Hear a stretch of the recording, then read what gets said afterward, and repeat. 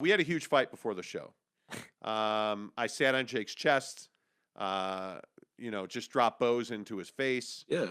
Well, tell the good people of America that that's what happened, Jake. Yeah, that's exactly what happened. That's Yeah. couldn't have. We had a huge argument over the college football playoff. Mm-hmm. And this is kind of where I want to start, because I think what's so interesting to me is that people want to whine and complain. Just in general, I think people in this life, and I could be wrong about this, I think people like to whine and complain, just in general. But you get something like the college football playoff, and it's never good enough. And people are like, oh, we need to expand the playoff. Nobody disagrees with that. But right now, it's going to be 4 teams that are going to play for a national championship. That's it. And I understand that, hey, I'm tired of Alabama. Okay, that's cool. But what I'm telling you is Cincinnati hasn't earned their spot. And number 6, in my opinion, is awfully lofty for them. And the greater conversation here, and why Jake and I completely disagree and had a huge argument this morning, is 100% about the idea that I don't believe that everybody should have access to play for the college football championship. I just don't. Tell me why that's wrong, Jake. Yeah, I mean, I just think that there's nowhere else in sports where you have, where you have human beings sit down at a table and say, oh, well, okay, let's look at these schedules and let's look at what Alabama's done the last, 3 seasons and reputation and, basically taking into consideration all these different factors and then just choosing teams. I don't think that is how the concept of sport has never been, hey, well, let's see what we think is the best team based on a schedule that they played. The concept of sport has always been that, everything is decided on the field. So who goes where, what team matches up against what team, and I get it. There's hundreds of teams in college football. So yeah, you do need some parameters around, who would be eligible and who would be not in terms of, being in what I would call like a tournament style setup. But to have only 4 teams, and really, if we're being brutally honest about it, to have only really probably 20 teams maybe in the grander conversation of it, if we're being honest about it, just seems a bit short-sighted to me. I don't think it does college football any kind of justice. It gives you in my opinion, it gives you no space for the Cinderella story college football team, at least in college basketball where, yeah, you do have a committee. At least in college basketball, you can get the rando, Chicago La Jolla or whatever, the random team that is able to work through the tournament and do some awesome things. That's part of why March Madness is so great, because inevitably the Cinderella story ends up dying in the Final Four, but at least we get that. So conceptually, that's my biggest problem, is that I'm not saying that teams should just be automatically given access. But what I am saying is that right now, yeah, we do get the same teams every single year. Yeah, it's very repetitive. Yeah, you're pissing off a large sect of college football fans that you need to watch these games. That's the truth of the matter. Because if we're going to sit here and say that nobody wants to watch Ouachita State against Alabama, well, nobody wants to watch the Alabama Crimson Tide be the only team that wins a national championship every year outside of Clemson, right? So that's all I'm saying. I'm not saying that your rando team deserves to be in the Final Four. I'm saying that the system needs to be revamped, and it needs to be a system that allows for lower-end teams to at least have the opportunity on some level to get punched in the face by a better team. I'm not saying it's Alabama, but I am saying that they should at least have the opportunity to, die on the sword, if you will. I totally disagree. I think one of the biggest problems that I have with this very conversation, and I feel like we talk about this every year. I vividly remember talking about it last year. Oh, we do. Every single year. Yeah. When you have the ideal in mind that, the Weed Eater Technical College should have access to the college football playoff. No, they shouldn't, because they don't play the same schedule that Georgia and Alabama play. They don't recruit the way that Georgia and Alabama recruit. They don't, in my mind, have a coach that runs a program that is process-based, who is incredibly successful, who is one of the most successful coaches in the history of professional sports, and Nick Saban, they don't have that. And if you want the seat and if you want the reward that Nick Saban has, go do what Nick Saban's done. Go be what Nick Saban is. But the problem is teams like Cincinnati can't do that because nobody wants to play at Cincinnati. The best wide receiver in the country is not looking at Cincinnati. But I think and I don't disagree with that, but I think, and this is where I think the fundamentals are different in terms of how we view it. Just because, the only reason, if we really look at it, the only reason that people want to go and play at Alabama is because it's Nick Saban and he's built something there, right? So I don't disagree that Nick Saban shouldn't be punished for what he's done. That's absolutely true. And I'm not saying that Waxahachie State or some random school should be able to. It's rando, please. Yeah, some rando should be able to get into the college football playoff and just go right to Alabama. That's not what I'm saying. Sure, right. That's not how it works in the basketball tournament. Like, all I'm saying is that some rando school should have the opportunity to get into the NIT of college football or whatever setup it is. I don't have a blueprint on how it would be set up, but my point is that there are so many teams in college football that are never even given a chance, not even a sniff, not even anything worth of opportunity. That's my biggest issue. I'm not saying I don't understand why this is even a conversation. I don't understand it. This is why the BCS no longer exists, because that wasn't good enough. This is why we have to expand the college football playoff, which I actually agree with, but we're only doing it because it's not good enough. Sorry, Cincinnati fan and BYU fan, I'm sure this pisses you off as well. Nobody wants to watch Cincinnati and Alabama. Nobody wants Cincinnati outside of Cincinnati. And I got another news flash for you. College football is a business. $1 billion business. If you're running $1 billion business, are you going to do what's best for you or what everybody's telling you they want you to do?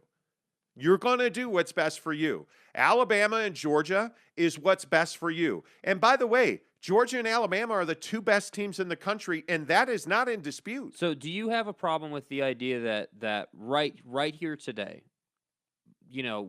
basically everybody agrees that Alabama and Georgia are the two best teams in the country? Like, I think, just generally no question speaking, about it. Everybody would agree with that. I agree with that. But do we have a problem with the idea that being that those are the two best teams in the country, that we're still going through the process? Because at the end of the day, if those two are head and shoulders above everybody else, which they clearly are, 100% they are, what is the point of even having all this? That's the other issue I have. Because you have to still play the game. You have to still play the game. And so I would just say, like the conversation you're trying to make is, why don't we just put the Yankees in the World Series every year? Yeah, that is exactly what I'm saying. Well, because you still have to play the games. Okay? Like nobody, in my opinion, nobody gets a free ride on anything. And the issue is, again, when you say, well, why should Alabama because Alabama's earned it. Go play the 12 games that Alabama's going to play this year, including New Mexico State next week. But, oh, by the way, go to Death Valley. Go play the schedule that LSU played. Go play the schedule that Georgia's played this year. Has anybody looked at Georgia's schedule, who's currently 8-0 and en route to potentially being 12-0? And by the time they get to the college football playoff, 13-0 after the SEC championship game, with at the time number 3 Clemson, UAB, South Carolina, Vanderbilt, number 8 Arkansas, Auburn, Kentucky, Florida, Missouri, Tennessee. Like, that schedule, as average as it is, in my opinion, is better than the schedule just about everybody plays. And for everybody saying, by the way, not to interrupt you, but fucking Cincinnati has the 94th ranked schedule in the country. 94th. Their quality win is a really mediocre Notre Dame team. And I don't even know the guy's name, but I said that last night on Twitter.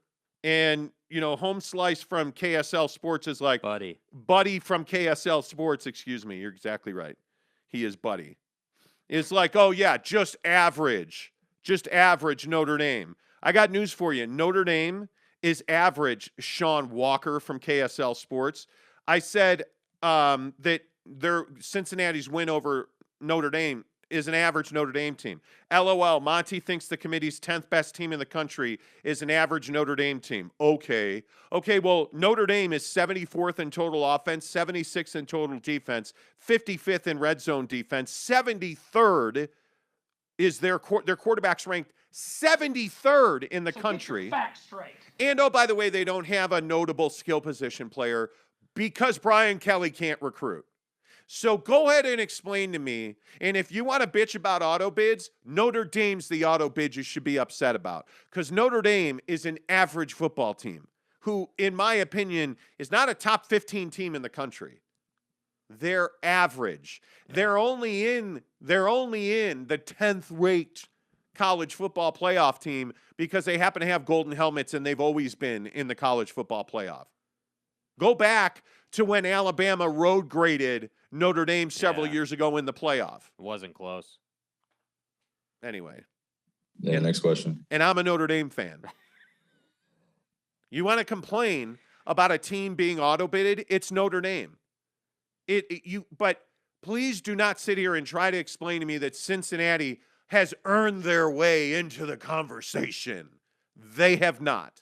They've played the 94th schedule in the country. 94th most difficult schedule in the country. Somebody explain to me how you're going to complain about Alabama being in the college football playoff and at the same time then turn around and tell me that Cincinnati belongs there, because they don't. Do you go play? What happens? Is Cincinnati undefeated playing Alabama's schedule? No. Is Cincinnati undefeated playing BYU's schedule? They're not. BYU has an opportunity in front of them to win 6 P5 games. When is the last time they've done that? How about never? They're playing as an independent. They're ranked 15th, and they have a chance to win 6 P5 games. As an independent, no conference affiliation, they are more deserving at 15 than Cincinnati is at 6. Is Cincinnati undefeated playing Miami, Mercer, at Florida, Southern Miss, Mississippi, Texas A&M, Mississippi State, Tennessee, LSU, New Mexico State, Arkansas, and then the Iron Bowl at Auburn? Is Cincinnati undefeated? Is Cincinnati 500? Probably. At this point, they're probably a 5-3. They're probably a 5-3 team in that schedule. That doesn't get you into the college football playoff. And you're certainly not number 6 in the country. Did you do what Oregon did? Did you go to the Horseshoe, one of the most difficult places in the country to play and win a game? You didn't. Cincinnati doesn't belong there. And the hard part is, and the other thing that's so damn frustrating about this is, we don't do participation trophies in this country, only we do. We want to hand out free rides because it's a cool story. The slipper fits. Like, that doesn't exist. Anyway. Yeah, I mean, you're not wrong. This is I know. why I maintain the system is. It's not that I'm so upset that Alabama's in the college football playoff. That's not really the core issue here, right? Like, the core issue is that the reason you're frustrated about Cincinnati is because you're right. They haven't played a strong enough schedule to justify where they are. But that's what I'm getting at. That's the problem with the whole setup, right? Alabama and Nick Saban are not the problem, right? Yes, there's a lot of burnout factor. We see them every damn year. It'd be nice to get some new teams in the college football playoff, but that's not going to happen. Let them earn it. Right. That's what I'm saying.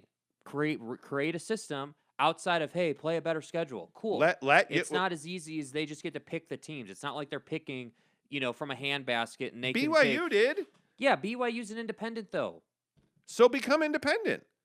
Yeah, I think you're being stubborn about that. I'm not being stubborn about it. It's not as easy just to say, oh well, Cincinnati, why don't you go be an independent? It's not as easy as that. We both know that. It's not that easy. If you want to win a national championship, you better be in a P5 conference. Okay, I can agree with that, but what I'm saying is you're somebody who's just saying, okay, well, if you want something, then just go and do something. And then you're going to say, oh, well, it's a business. Like, it's not as easy as that. This is whether you work at Yelp, flip burgers, whether you're an athletic director at Cincinnati. build a process that leads you to your stated goal, win a national championship in college football. Well, what do we know about winning a national championship in college football? First, you likely have to be in a P5 conference, or you probably have to be undefeated, and you have to have some modicum of respect and strength of schedule, which you're 94th in the country in strength of schedule. Yeah, you don't have that. You don't have that. You don't have, in my opinion, you don't have a great win on your schedule. This is pretty simple. Build a process, take action. I don't know, like BYU did. BYU wasn't interested in being in Craig Thompson's terrible hair Mountain West least terrible conference. They weren't interested. So they went independent. And every Utah fan in the planet said, "Oh, you're an idiot. Never, nope, not going to happen. Ha, ha, ha." Okay, well, guess what? They have just as much chance of playing for a national championship right now today on November 3rd that Utah does. Yeah. Just as much chance. Because guess what? Utah is in line for a New Year's Six Bowl, the Rose Bowl. They're going to play for a conference championship in all likelihood now. And if they win the Pac-12, guess what? They go to the Rose Bowl. Right? If BYU wins out, they win their 2 cupcake games and then they beat SC, real good chance BYU's playing on in a New Year's Six Bowl. Because the teams in front of them are going to run their faces into each other. And my guess is that BYU will be one of the top 12 teams in the country by the time this season's over. Because if I'm Kalani Sitake, and I know that we don't talk about this, and people got after me yesterday in the comments because I said BYU should try to score 100 points in the first quarter. They should. Over the next 2 games. Blow those kids out of the water. Don't give them a chance. Crush their souls. We're not here to win friends and, hey, let's be nice. No, score 100 points. Step on their necks. Crush their dreams. Because I'll drop that motherfucker. Because that's what you have to do if you're BYU right now. You have 2 teams that nobody really cares about or have ever heard of. Nobody even knows that Georgia Southern plays football. Nobody's ever heard of them. So you're BYU. You're the 15th ranked team in the college football playoff. Beat them 100-0. And actually, I would say score 60 points on them. Yeah. Put up 60 points, give up 20-something, give up 14-something, and do that 2 weeks in a row. Then go and end the dreams of Jackson Dart and the USC Trojans at the Coliseum. Shiva, the god of death. If you can do that, guess what? You're probably going to be playing on New Year's Day. The path is pretty clear. And in my opinion, it's a much clearer, smoother road to a New Year's Six Bowl than Utah's got. Who thought that BYU would be able to say that? That they have an easier path to a New Year's Six Bowl than Utah does. But guess what they do? Because Tom Homo didn't take the easy path. What do you always say? Everything you want is on the other side of hard. They went hard. Well, that's an honor code violation. BYU took the hardest path possible and went independent. Yeah. And then the last 2 years, they had a kid drafted number 2 at quarterback in Zach Wilson. They got into the Big 12. They won a bunch expecting this one. Yeah, they won a bunch of games, and all of a sudden BYU's nationally relevant. Cincinnati hasn't done any of that. Cincinnati's in a crappy conference. They don't play anybody. They don't have a quality win, and yet they're everybody's All-American, and their coach should be up for every job. And congratulations, you beat the Girl Scouts. Okay, I feel better. Good. Perfect. You and I are on totally different sides of this. Yeah, this is why I hate college football. This is why I hate the playoff. I hate the whole system because at the end of the day, the football is good, right? Like, obviously Alabama, Georgia is going to be super entertaining. Well, watch that game. But at the end of the day, this conversation that we're having to have should not be in existence. It shouldn't be a conversation that observers of the sport should have to have. You win, and you're in. Unless you can't be a P5 team. Unless you haven't earned it. Okay, and that's how you like to look at it. But how has Cincinnati earned it? I'm not saying that Cincinnati has earned it.